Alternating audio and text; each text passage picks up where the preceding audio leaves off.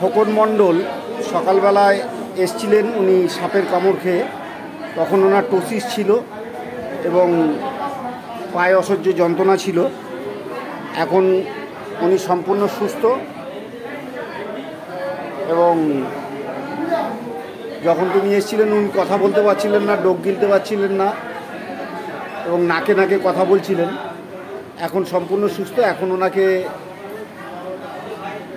একটু জল খাওয়ানো হবে, কারণ কাল থেকে ওনাকে কিছু খেতে দেওয়া হয়নি। কাল থেকে না, সরি, আজ সকাল থেকে কোনো জল খেতে দেওয়া হয়নি।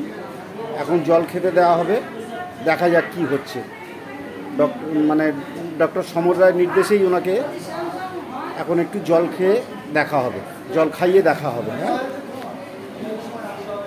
আপনাকে এখন জল খাওয়ানো হবে, আপনি জানেন তো? হ্যাঁ, বলেছে, তাই তো?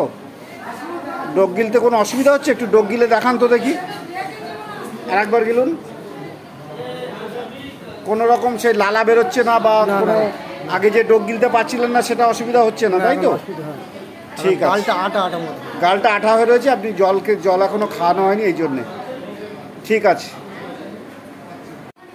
নে জল খাও। ওরমভাবে কেন, একদম মুখ লাগিয়ে খাও, আস্তে আস্তে। এক ডোক নেবে, আস্তে আস্তে গিলবে।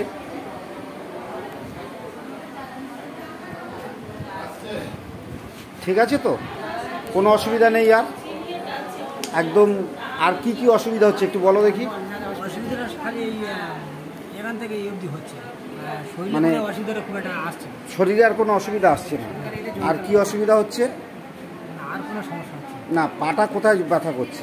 পাটা এইখানটা ব্যথা করছে বেশি, পাটা ওইখানটায় বেশি, যেখানটায় কামড়েছে ওইখানটা বেশি ব্যথা করছে। বেশিটা।